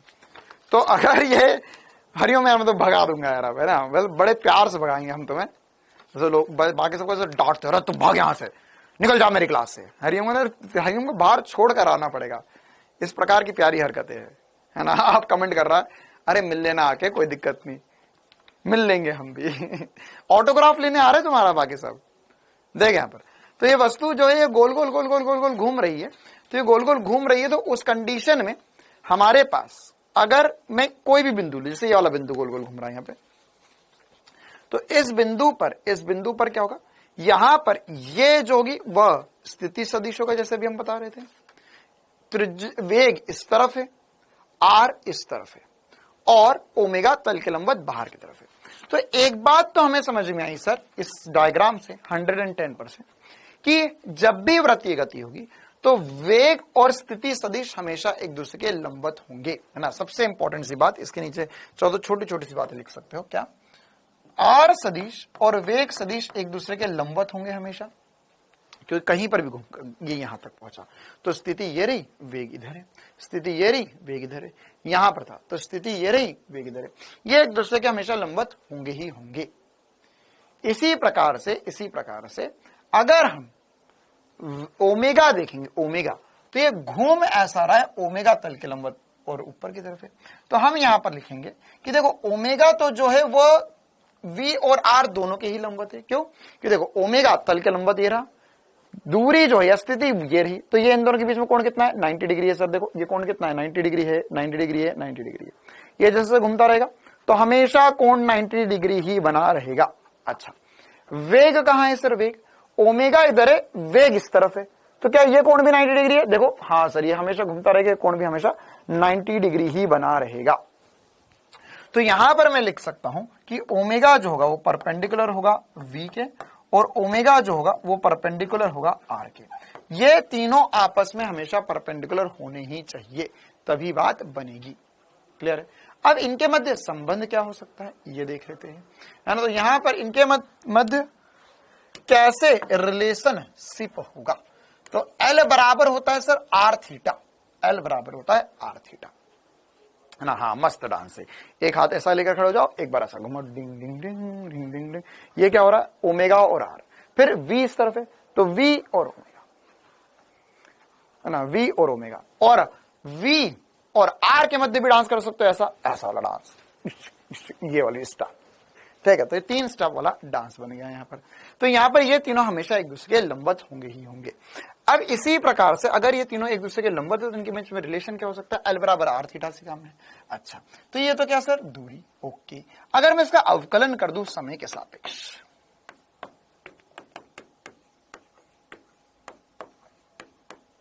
ठीक है, तो यहां पर R तो नियत था इसलिए अवकलन के बाहर रख दिया, ये हो जाएगा V सदिश, ये होगा ओमेगा सदिश, और यह R सदिश।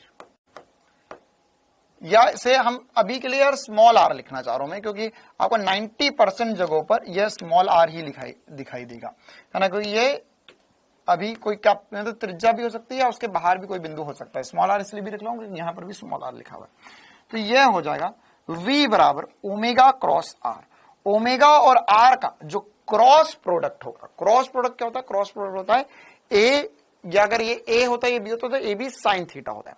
अब हम क्रॉस प्रोडक्ट कब लेते हैं? एक बार छोटा सा रिवीजन करवा देता हूं। डॉट प्रोडक्ट कब करते हैं? जब दो सदिशों के बीच में हमने मल्टीप्लीकेशन करा और जो तीसरी राशि बनी वो अदिश राशि बने तो डॉट प्रोडक्ट करते हैं। लेकिन अगर दो राशियों के बीच में हमने मल्टीप्लीकेशन किया और तीसरी राशि जो बने वो सदिश राशि बने, तो वहां पर हम क्रॉस प्रोडक्ट करते हैं। क्या करते हैं? क्रॉस प्रोडक्ट या सदिश गुणनफल। तो हमें पता है वेग सदिश होता है, तो ओमेगा क्रॉस आर होगा।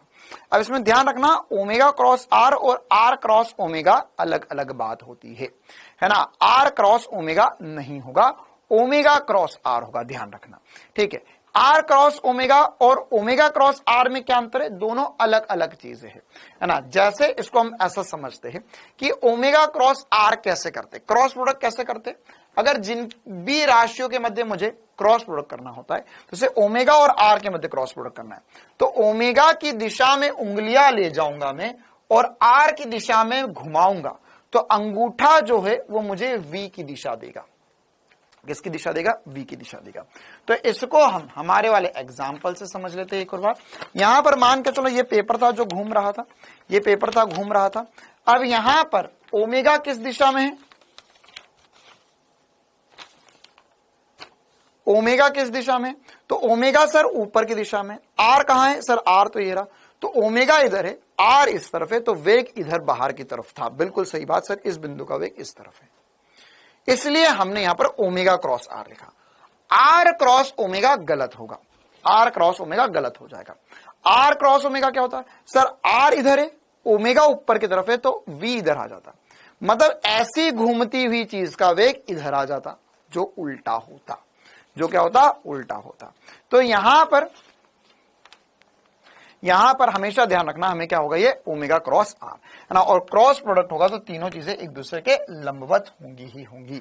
अब इसमें हम चाहे तो इसे ऐसा भी लिख सकते हैं, V बराबर, बस मेन इंपॉर्टेंट सी बात यह है कि इसमें V बराबर आर ओमेगा भी लिखा जा सकता है, कोई दिक्कत वाली बात नहीं है। ये सदिश रूप में लिखा हुआ है, यह अदिश रूप में लिखा हुआ है। अदिश रूप में मतलब सबसे इंपॉर्टेंट सी बात क्या आ गई है कि मैंने यहां पर से क्या कर दिया? मैंने यहां पर से वेक्टर हटा दिया। लेकिन बस इंपॉर्टेंट सी बात इसमें है, आर के नीचे एक छोटा सा परपेंडिकुलर का चिन्ह लगाना पड़ेगा। मतलब हमें आर जो है वो हमेशा लंबवत लेना पड़ेगा वेग के, तभी बात बनेगी, और ये हमें ऑलरेडी पता भी है।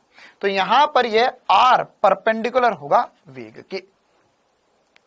तो हम चाहे तो ओमेगा को इसमें ऐसा भी लिख सकते हैं, ओमेगा बराबर होगा V बटे में आर परपेंडिकुलर।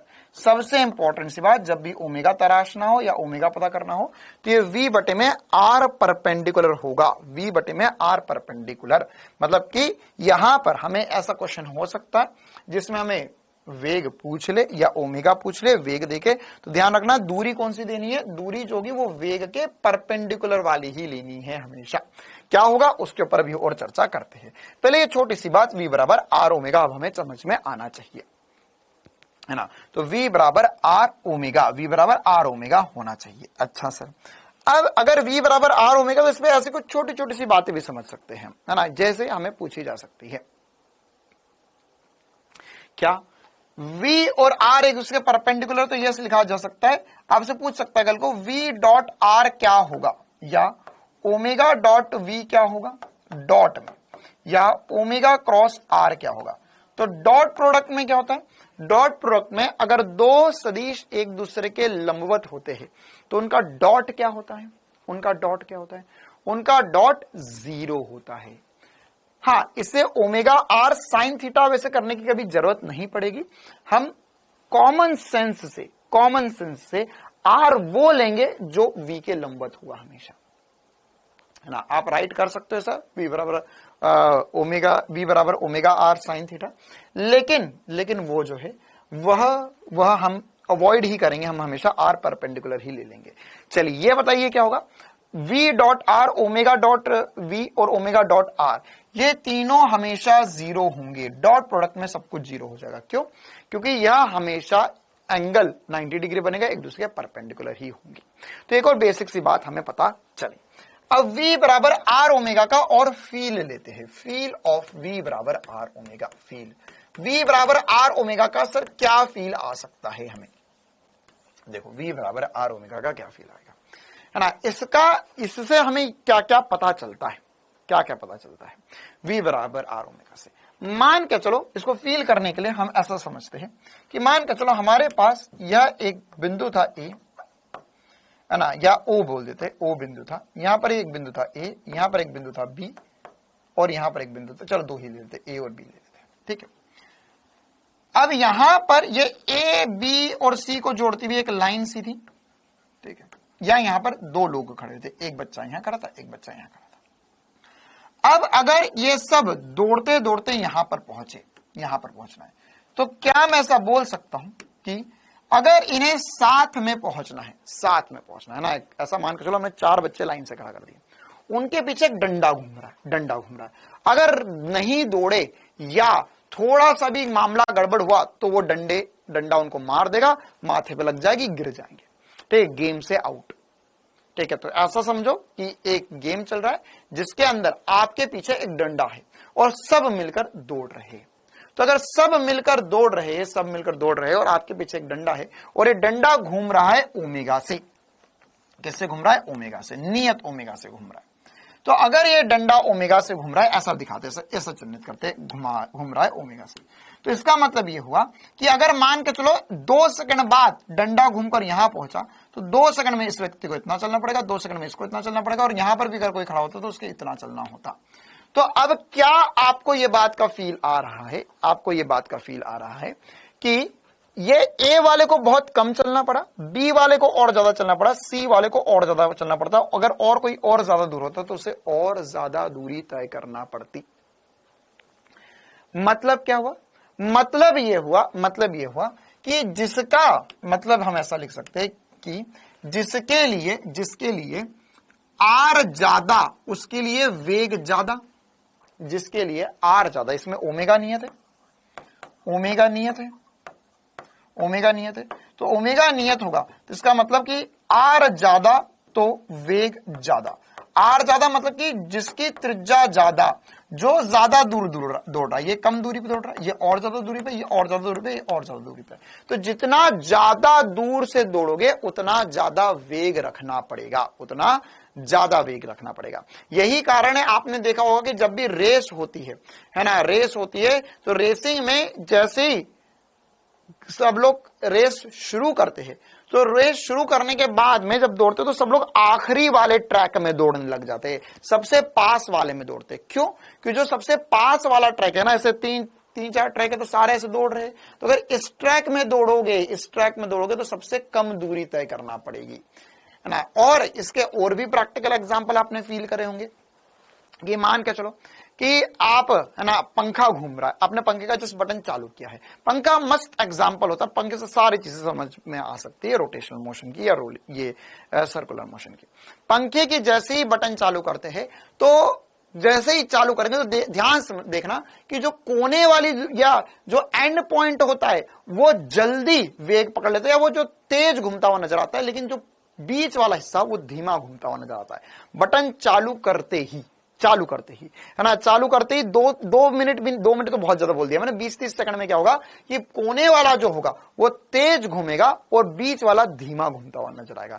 लेकिन पंखा सारा एक साथ घूम रहा है, पंखा साथ में घूम रहा है, मतलब ऐसा तो ना पंखुड़ी आगे पीछे हो जाती, पंखुड़ी तो सर वही रहती, एक पंखुड़ी है पूरी की पूरी घूमेगी, एक पंखुड़ी है पूरी की पूरी घूमेगी, ठीक है। तो वो पंखुड़ी में आप ऐसा देख सकते हो, वो पंखुड़ी में आप ऐसा समझ सकते हो कि सर ये वाला जो दूरी है वो बहुत तेज घूम, या उसमें वेग ज्यादा है, इधर वाले में वेग कम है, या आप चाहो तो ऐसा आसानी से ऐसा भी समझ सकते हो कि अगर आप हाथ हवा में एकदम तेज घुमाओ, है ना, ऐसा, अरे भाई बच गया, अगर हाथ ऐसा तेज घुमाओ हाथ, तो आपको ऐसा फील आएगा कि सर आगे वाले हिस्से पर मुझे ज्यादा हवा का फोर्स लग रहा है और इधर वाले हिस्से में हवा का फोर्स कम लग रहा है ना। धीरे धीरे घुमाना, हाथ में लचक ना आ जाए, माना पता चला इतनी तेज घुमाया हाथ ही बाहर आ गया, ऐसा करो।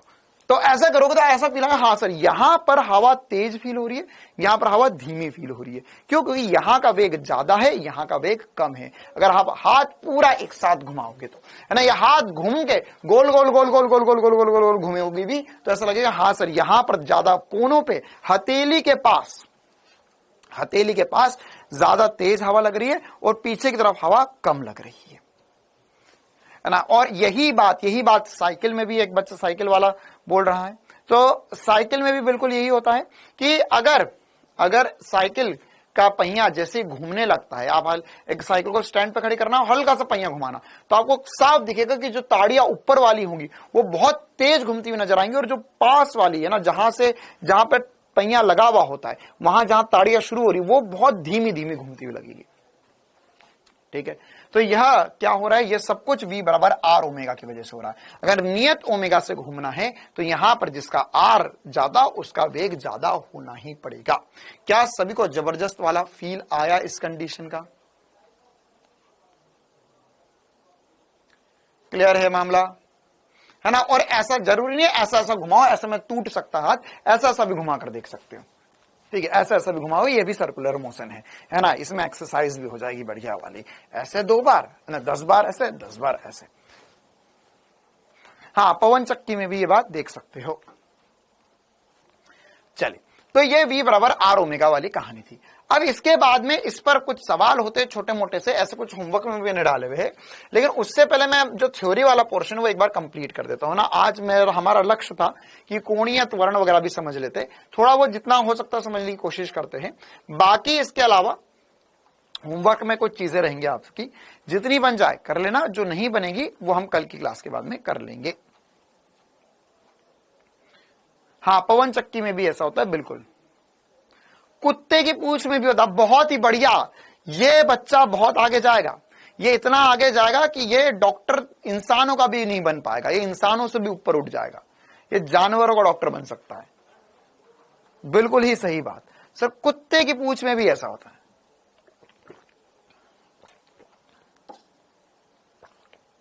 जिंदगी में और कहीं भी ध्यान दे ले बेटा। हाँ, कुत्ता पूंछ हिला रहा और तो उसे देख रहा है, वेरी बैड। कुत्ता क्या सोचेगा तेरे बारे में कि इसे कुछ काम नहीं है।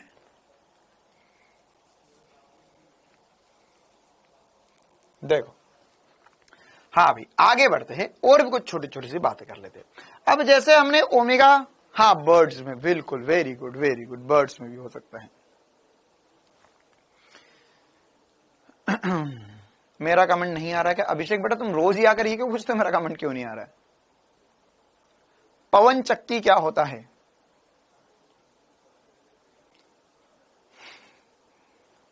Wind mill. हमारी क्लास में एक पवन नाम का लड़का है, आटे की चक्की समझता बेटा आपको, जिसमें आटा पीसते हैं, तो पवन के पापा की चक्की है आटे की चक्की, तो उन्होंने नाम रखा है अपनी आटे की चक्की का पवन चक्की। तो आप पवन से संपर्क कर सकते हैं आटा गेहूं पिसवाने के लिए ना, गेहूं पिसवाते हैं, आटा नहीं पिसता है, गेहूं पिसाए जाते हैं। चलो, औसत कोणीय वेग क्या होता है? औसत कोणीय वेग क्या होता है? ये मेरे को तो लगता है कि कुछ कुछ बच्चे जानबूझ के ऐसे कमेंट करते हैं कि सर क्या बोलेंगे, हम सुनना चाहते हैं, मजा आएगा। देखो, औसत कोणीय वेग क्या होता है? औसत कोणीय वेग, जैसे हमने देखो ये सारी वैसी बातें जैसे ऑलरेडी हम पढ़ चुके हैं वेग को लेके। वेग क्या तो कुल, औसत वेग क्या तो कुल वेग, कुल विस्थापन बटे में कुल समय। तो वैसे ही औसत कोणीय वेग क्या हो जाएगा? औसत कोणीय वेग हो जाएगा कुल घूर्णन कोण बटे में कुल लिया गया समय। कितना कोण घुमा, θ2 माइनस θ1, कहां से कहां तक घुमा, बटे में कितना समय लिया, डेल्टा थीटा बटा डेल्टा टी, जहां θ1 θ2 जो है वह t1 और t2 समय पर कोणीय स्थितियां थी। इसी प्रकार से हम देख सकते हैं। अच्छा, एक और बात, ताक्षणिक, यहां ही लिख देते हैं, यह भी मुझे लगता है सभी को चमकेगा। ताक्षणिक कोणीय वेग, ताक्षणिक कोणीय वेग। तो ताक्षणिक कोणीय वेग क्या होता है ना? इसे हम ओमेगा आई से चिन्हित कर सकते हैं। यह था कौन सा? औसत। यह होगा ताक्षणिक, तो यह होगा ओमेगा बराबर डी थीटा बटा डी टी। यह ताक्षणिक कोणीय वेग लिख सकते हैं बिना किसी दिक्कत के, बिना किसी समस्या के, है ना? इसमें कैसा सवाल आ सकता है? वैसे ये वाले सवाल घूर्णी गति में करेंगे हम, लेकिन ऐसा हो सकता है कि आपको थीटा दे दे, ओमेगा पूछ ले, आप डिफरेंशिएशन कर सकते हो। ठीक है, v डॉट r बराबर 0 होगा। बेटा v डॉट r ये सारे 0 इसलिए कर दिए क्योंकि यहां पर v और r एक दूसरे के परपेंडिकुलर है। v इस तरफ है या r इस तरफ है, v इस तरफ है, एक दूसरे के मध्य 90 डिग्री का कोण है। तो डॉट प्रोडक्ट में दो सदिशों के मध्य कोण अगर 90 डिग्री होता है तो उनका डॉट प्रोडक्ट 0 होता है। क्या होता है? ए बी कॉस तेरा, कॉस 90 0 होता है ना। ये हमने बहुत बार किया डॉट प्रोडक्ट में। आप एक बार जो हमने डॉट प्रोडक्ट पढ़ा उसको जाके एक बार देखिए, आपको 100% रूप से समझ में आएगा। चलिए इसी प्रकार से आगे बढ़ते एक लास्ट बात करते हैं आज की कक्षा की, कोणीय त्वरण। क्या हुआ? कोणीय त्वरण। तो कोणीय त्वरण क्या होता है? कोणीय त्वरण क्या होता है?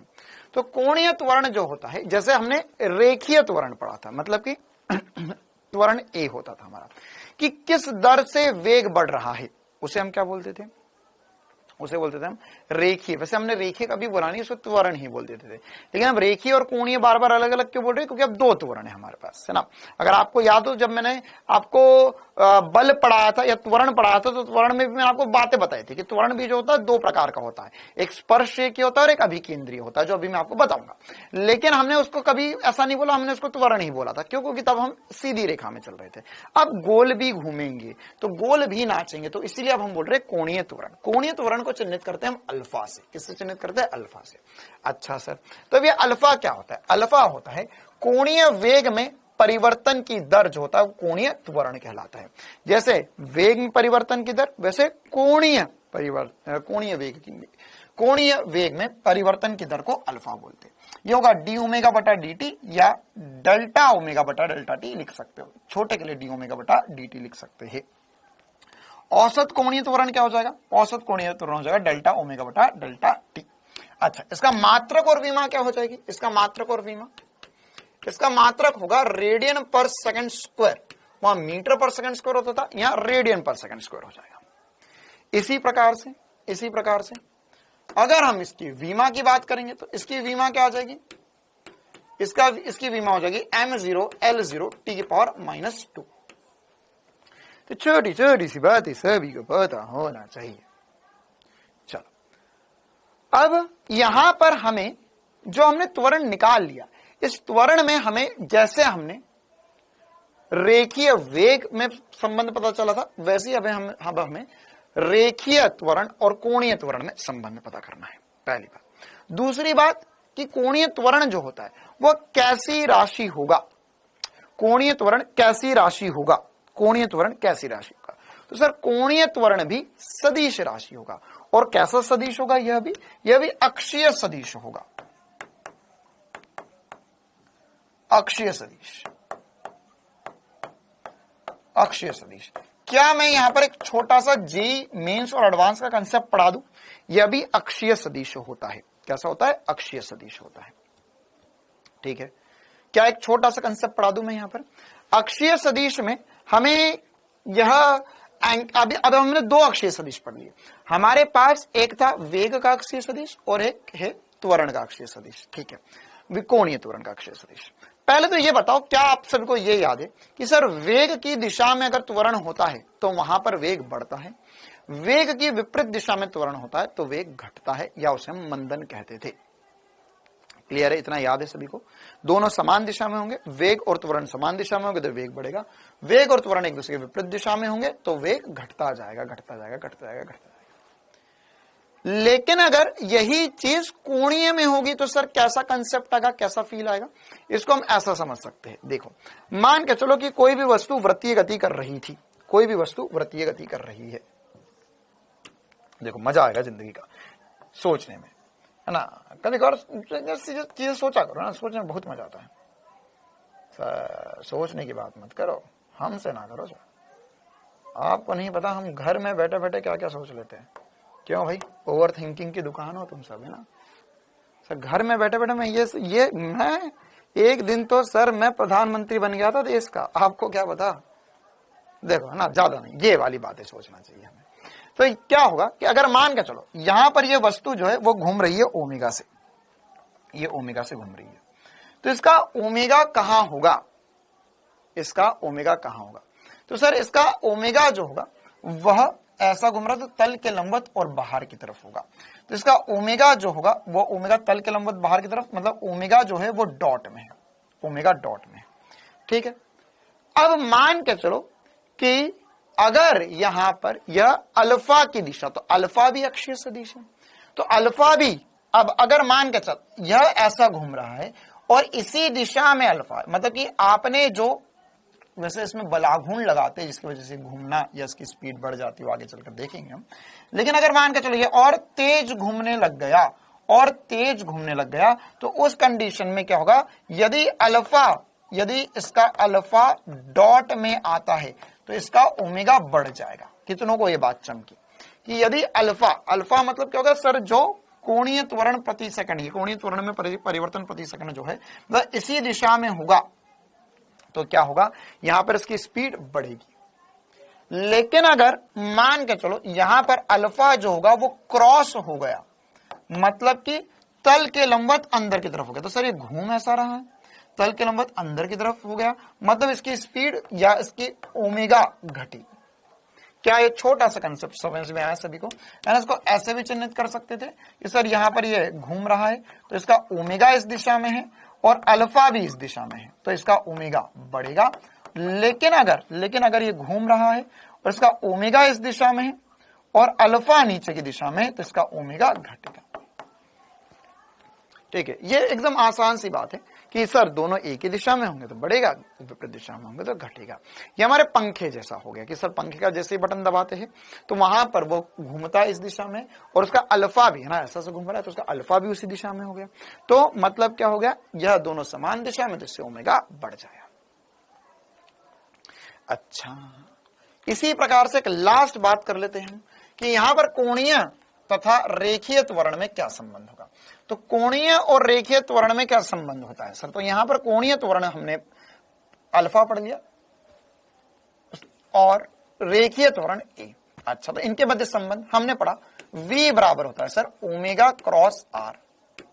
अगर इसका मैं अवकलन कर दूं तो इसका अवकलन हो जाएगा, ये हो जाएगा सर dv बटा dt बराबर होगा d ओमेगा बटे में dt।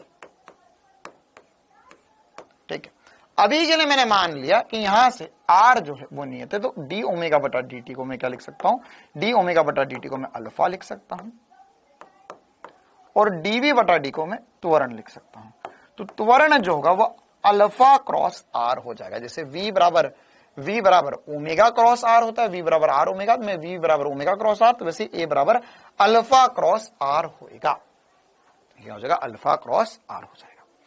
क्लियर है कहानी? तो अब यह सारी बातें मैंने आपको बताई है, बेसिक सा अंडरस्टैंडिंग आज थोड़ा हमने डेवलप करने की कोशिश करी है। इसके ऊपर और भी हम आगे चल के चर्चा करेंगे, और भी बहुत सारे सवाल है जो मैं आपको आगे चलकर करवाऊंगा। तो कल की क्लास में हमें इनके ऊपर और संबंध बनाने, एक आध दो संबंध और बचे हुए, और उसके अंदर ढेर सारे सवाल करने हैं, जैसे ये वाला सवाल, ठीक है, और उसके अलावा बहुत सारे सवाल है जो अभी हमें करने हैं। कुछ सवाल होमवर्क में भी है आपके, जितने बन जाए एक बार ट्राई करना, जो नहीं बनेंगे अगर नहीं भी करोगे होमवर्क तो कोई दिक्कत वाली बात नहीं है, भले ही आधा घंटा लेकर बैठ जाना होमवर्क, एक बार देख लेना कि क्या क्या दिया हुआ है होमवर्क में, तो कुछ क्वेश्चन बनेंगे शायद, बढ़िया बात है, नहीं बनेंगे तो कोई दिक्कत वाली बात नहीं है, कल पढ़कर 100% बन जाएंगे। जाने से पहले एक लास्ट बात बता देता हूं आपको कि जो हमने रेखीय में पढ़ा और जो घूर्णन या फिर हम बोल सकते हैं वृत्तीय गति में जो पढ़ रहे थे, उनके बीच में सारे संबंध, वहां पे प्रारंभिक वेग होता था, यहाँ पे कोणीय वेग होगा, इसे ओमेगा बोल देंगे। अंतिम वेग v था तो इसमें अंतिम वेग को ओमेगा बोल दिया। विस्थापन होता था, कोणीय विस्थापन होगा। वहां त्वरण होता था, यहाँ पर कोणीय त्वरण होगा।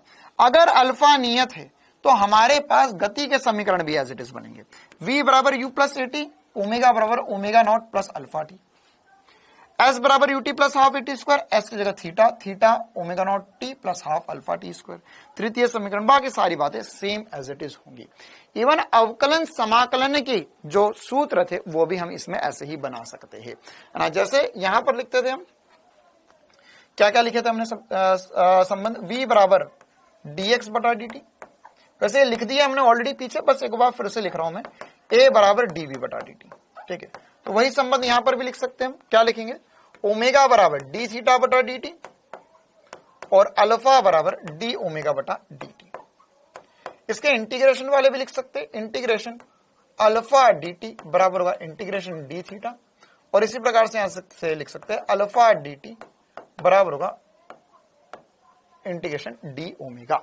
यहां डब्ल्यू नहीं है, सब जगह ओमेगा है। एक और संबंध लिखा था ए बराबर वी डीवी बटा D T, sorry V D V बटा डी एक्स। तो यहां पे एक और संबंध आ जाएगा अल्फा बराबर ओमेगा डी ओमेगा बटा डी थीटा। ठीक है, इसके जो मैक्सिमम क्वेश्चन है, मतलब इन इक्वेशन पर बेस्ड जो क्वेश्चन है, वह सब गुणन गति वाले चैप्टर में दिए हुए होते हैं। तो आप चाहो तो मैं थोड़े बहुत यहां प्रैक्टिस करवा दूंगा, लेकिन वो मैं यूजुअली अभी प्रैक्टिस नहीं करवाता हूं, क्योंकि इसके टेस्ट में भी जो क्वेश्चन आएंगे वो गुणन गति में ही आएंगे। तो मैं उसी के हिसाब से ये वाले सवाल या इसकी जो प्रैक्टिस है वो गुणन गति में करवाऊंगा आपको। बाकी अभी जो हम करेंगे, जो अभी हमने इसके पहले पहले जो सारी बातें पढ़ी, उसी पर बेस्ड क्वेश्चंस करने वाले हैं हम। हमारे पास भी बहुत सारे क्वेश्चंस है जो कल की क्लास में हमें करना है। नीट 2016 के भी सवाल है, कुछ AIPMT के 15 के भी सवाल है। ये सारे सवाल जो है वो हम कल की क्लास में करेंगे स्टार्टिंग में, और उसके बाद में हम एक समान और असमान प्रतिगति पढ़ेंगे। ठीक है, तो कल कल हमें मैक्सिमम सवाल ही करने हैं। उसके बाद में इसका जो थ्योरी वाला कंसेप्ट होगा वो पढ़ लेंगे, और उसके बाद में ये न्यू एनसीईआरटी में है। हाँ बेटा, ये न्यू एनसीईआरटी में है। और इसके बाद में हम फिर कल के ही दिन में इसका जो तीसरा टॉपिक था उसकी ओर जाएंगे, जहां पर अब हम बल गतिकी की भी चर्चा करेंगे। क्लियर है मामला? और उसके बाद में ना, मतलब सैटरडे, मंडे, ट्यूसडे में हम ये वाला चैप्टर खत्म कर देंगे। अगर क्वेश्चन प्रैक्टिस के लिए ज्यादा समय लगेगा तो एक क्लास ज्यादा रख लेंगे, ज्यादा से ज्यादा। चलिए, तो जितना बड़ा एक बार रिवाइज करना है। मिलेंगे हम कल की क्लास में। Thank you, tata, bye bye.